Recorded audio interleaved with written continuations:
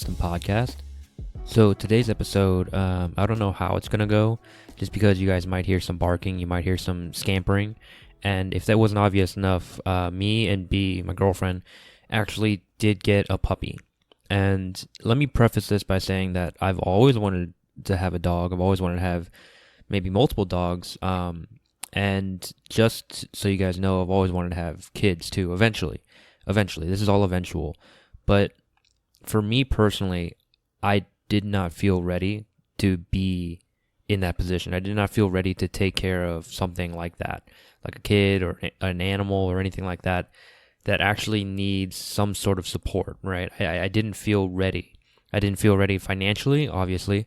I didn't feel ready, mentally, just because it felt like I wasn't fully mature enough to do that. I didn't feel ready physically because I knew, with the schedule I had and like with all the things that I do, it just wouldn't really work out right. But, oh, there she goes. But, yeah, it just didn't feel like the right time. It really didn't. And it's one of those things in life where, I really thought about it. It kind of drops on you. I wasn't there when she got the little puppy. She was back home in Richmond, and, she was at this little kind of like local farm, and, there was a bunch of animals, so it was either a puppy or a cow, right? Just as a joke, that's what I tell people all the time. And, I wasn't there to help her with the decision, and so she kind of made it on her own. And in all honesty, I don't feel okay with that, but I also don't have an issue with it, if you know what I mean. It's a really weird sort of dynamic there, I guess. She can do whatever she wants, like B can do whatever she wants, but this is one of those things where I'm heavily involved in it, and I didn't really have a say in it. And it's been a very stressful few days, trying to figure out our work schedules, trying to figure out her schedule, trying to get her sort of house broken in and like trained and all this other stuff. And it's just been difficult. It hasn't been that hard. It's been about, I want to say, a week and a half, 2 weeks, and she's doing great. She does whine a lot. She is very dramatic, and she does have a severe case of separation anxiety. So when we do go to work, it's pretty rough. But she's getting better. She used to like sleep for like 30 minutes to an hour at a time, and then immediately need to go to the bathroom or like anything like that. And slowly it's gotten to the point, like last night, for example, she actually slept a full 7.5 hours, which is, that's fantastic. That's the most sleep she's gotten and the most sleep I've gotten. And, it's a good feeling seeing that over the course of time. And again, mentally, I just didn't feel ready. You can kind of hear scratching at my feet.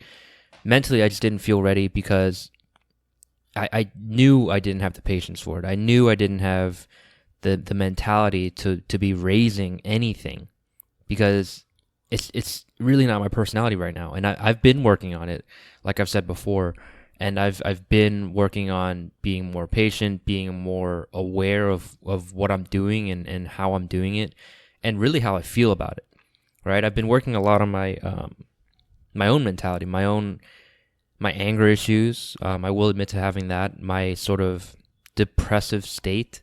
I do get either emotionless or emotional.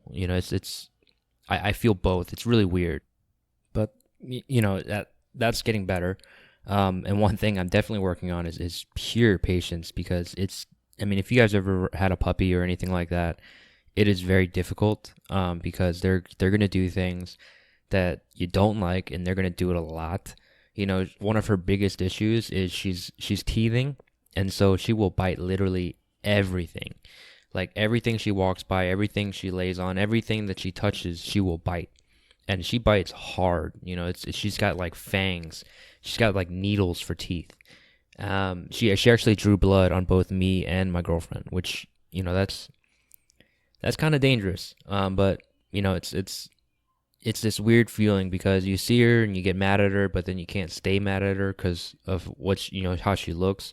She's like at most 5 pounds of just cuddliness. She's biting at my feet, but it's just, it's difficult, and not just mentally but like physically, because again, like I said, she would wake up at really random hours, and with my schedule and with my girlfriend's schedule, B's schedule, it's very difficult to know what to do to take care of her, because the past few days, it's just been so hard, obviously, because I missed a week for this podcast, and I barely have time to do this one.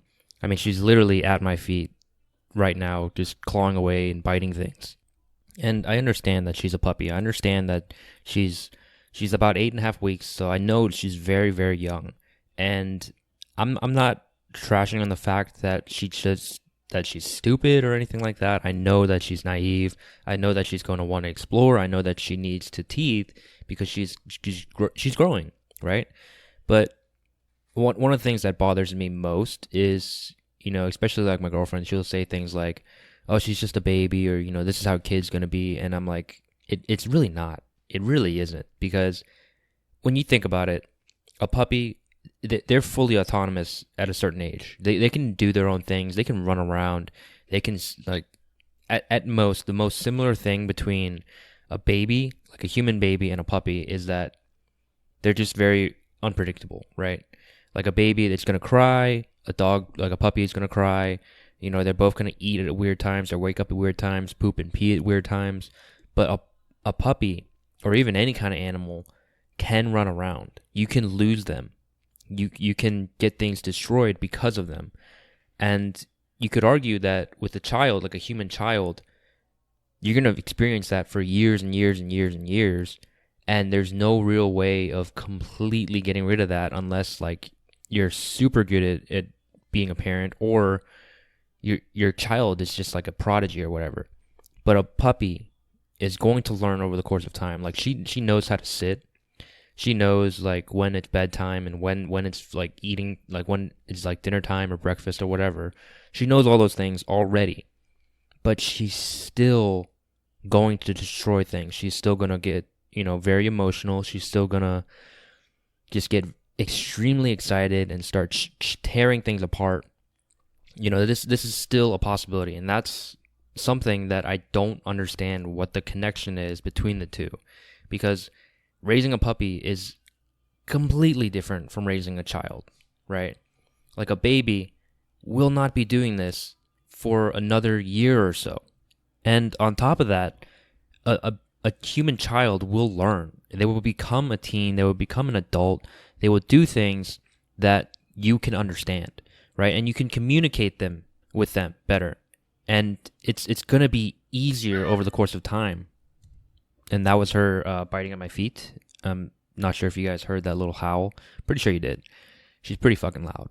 But yeah, like I was saying, as a dog gets older, there is no way for you to say to the dog, "Hey, let's do this," or "Hey, what's wrong?" Or there's no way to communicate that, right? It's never going to change. It will never change. But with a human child, eventually they will understand. Eventually, you can communicate with them. You can speak their language. You can understand them more empathetically, right?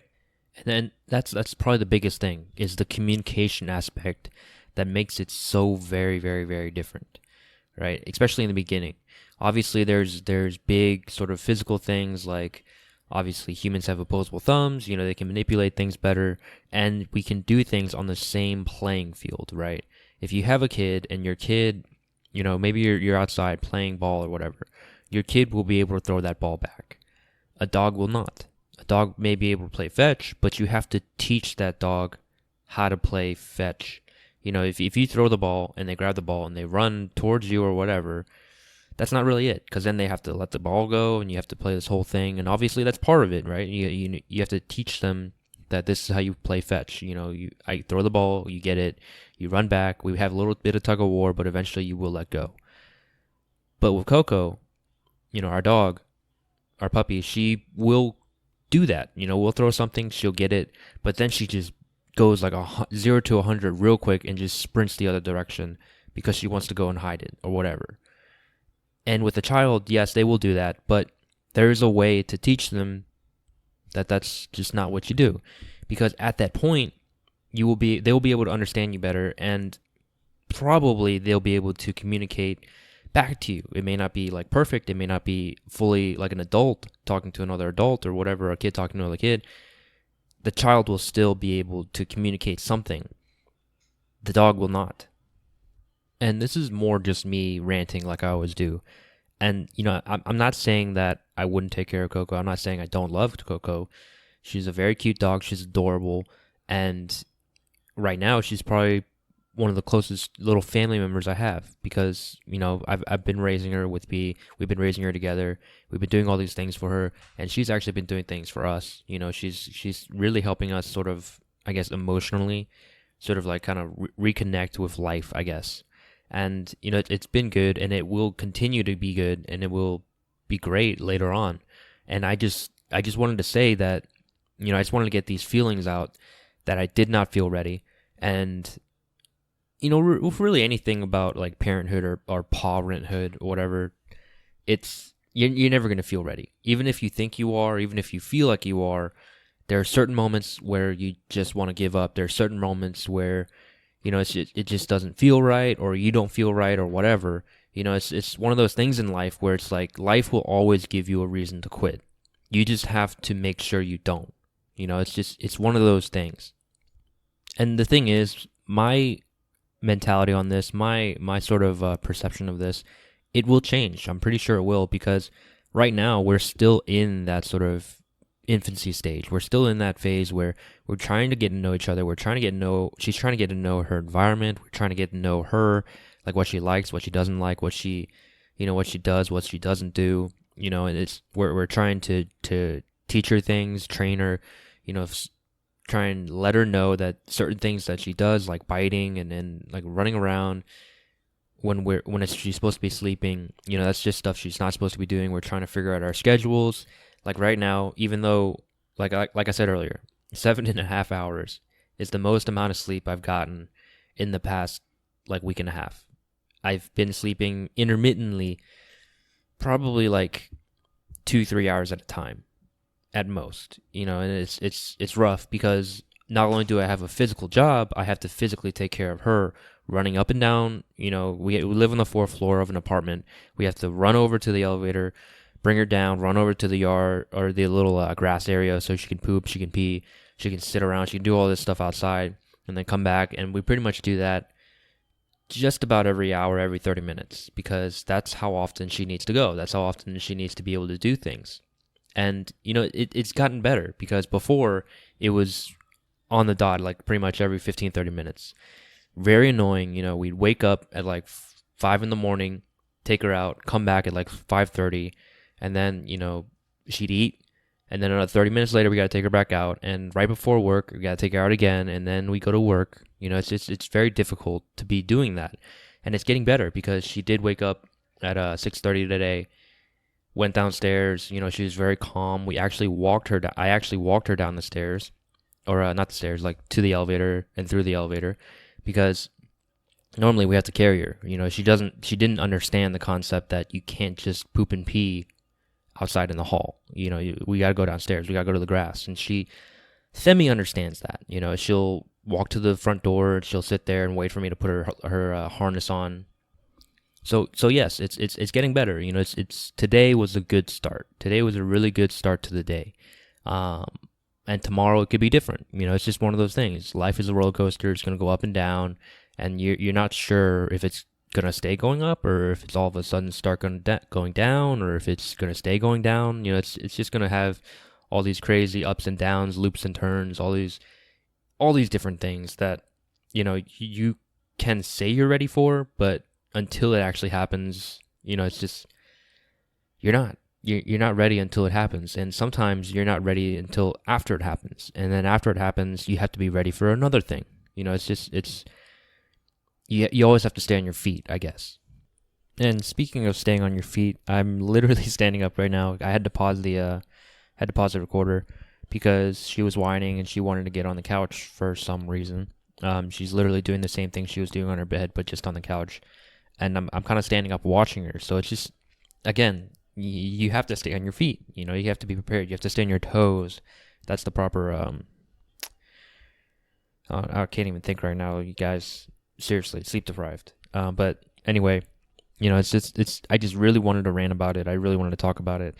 And I really just wanted to get an episode out. It's getting difficult to keep pushing these episodes out. I've been saying that I want to get other people on. I've been saying I want to get guests on just because, I'm getting tired of myself just talking about myself.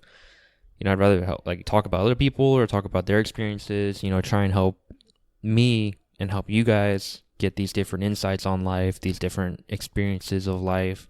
It's just all these different aspects of, this crazy hard game that we're playing.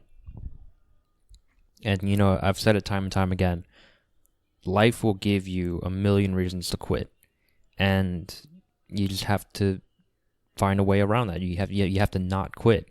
You have to find sort of the silver lining. You have to grab the positive from the many, many, many, many negatives. And, it's going to be a test. It's going to be hard. And like I've been saying, you may think you're ready for any challenge or whatever. You're not. You're not until it happens. That's the ultimate truth right there. And so with that, I always like to leave you guys with some sort of moral to the story, some sort of lesson to be learned. And there's multiple in this one. It's life gives you a million reasons to quit. That one. You just got to find a way around it. You're never going to be ready until it actually happens, or even after it happens. That's actually something back when I used to teach jiu-jitsu, or even like youth self-defense, or even just self-defense in general. When I used to teach back in Richmond, I used to always say, people would ask me what I would do in a street fight or whatever, what I would do in this situation. And I tell them, look, in life, you are never ready until after it happens. You never know what you're going to do until after it happens, because let's just go back to self-defense real quick. Let's go back to jiu-jitsu real quick. In certain situations, you can train and train and train. You can do repetition, right? You can do all these things to get you sort of muscle memoried into it, sort of physically prepared, mentally prepared, all this different stuff. But until it actually happens, your body will have to go into autopilot. You can't really prepare for that feeling. You can prepare your body for it, but mentally it's very hard to prepare, because when you're in training or whenever you're doing something, practicing, it is not the same. It will never be the same. Like, even if you were strictly doing practice, like training, you're doing live sparring or anything like that, it will never be the same as an actual competition. It'll never be the same as an actual fight. It'll never be the same. And that's just the huge thing here. You're never ready. You never know what you're going to do until after it happens, until after you do it. Because then there's this beautiful, beautiful thing called hindsight bias, where after the incident, after the event, after the situation, you can look back on it and be like, this is what I did wrong. This is what I did right. This is what I can improve on. This is what I need to stop doing. Blah, blah, blah, blah, blah, blah, blah. And again, the cycle repeats. You can train, repetition. But until after it happens, you will not know what to do. And that's honestly what I told people. That's honestly what I told the students, what I told the kids, is that, even me, I've been doing jiu-jitsu, I've been training martial arts for more than half my life, for a very, very long time, for like 13, 15 years, I want to say. I've been doing all these things to prepare myself for the inevitable, to prepare myself for something that could possibly happen. There's a possibility. And I will tell anyone that asks me, I told them, I don't know what I would do. Like, it's sort of hardwired in me to grapple. It's hardwired in me because I wrestled for a long time. I did jiu-jitsu, obviously. I don't think I would do it. I don't think if I were to be in a street fight situation, would I grapple. I wouldn't grab the guy and start bringing him to the ground or anything like that. No, that's just not something I would do. And again, I don't know if I would do that or not. And, that's just the big sort of picture lesson that I'm trying to tell you guys. And I've always dreamed, going back to dogs, I've always dreamed of having a dog. I've always dreamed of having a companion for me to go out, go hikes, camping, maybe go hunting, having multiple dogs to do that with. And I always thought to myself, I'm going to be able to do this, I'm going to be able to do that. And now that it's happening, it's not happening the way I imagined, right? And that's just a pure example. That's a real personal example. She's looking at me right now. that I can give you, because it's not the same. It really isn't. How I imagined it is not how it's going. And I sort of half expected that. I knew going into this that it wasn't going to be that way. And lo and behold, it wasn't. But it also kind of is, because there are certain things that are happening the right way. They're happening the way I want them to. It's again, it's very difficult. You're never ready until after it happens. You never know what you're going to do until after you've done it. Blah, blah, blah. That's just life. That's life here. And that's really what I'm trying to do here. I'm trying to help you guys sort of get a peek into my life and give you not really advice, not really feedback, but more just sort of a different perspective, I guess. A different walk of life, I guess. And that's the goal. And so that's it for this one, guys. And usual spiel. If you guys are new, you guys like what you heard, and you want to hear more, you feel free to subscribe, feel free to follow, whatever platform you're using, it's going to be different. But if you guys are new and regular listeners alike, and you guys want to, be on an episode, or be on the show, you guys want to do something, show some support, feel free to reach out, write a review. That's the best way to show support. Especially if you guys don't want to give me money. I not hurt if you don't want to give me money. I wouldn't mind that, because I don't really give money to people I support, to people I follow. But writing a review, that's probably one of the best ways. And yeah, if you guys want to be on the show, let me know. That would be awesome. I'm pretty open to talking about anything to everyone. It's all fair game. And so anyway, thank you guys so much for listening. Have an amazing day. Get out there, get hungry, and good luck.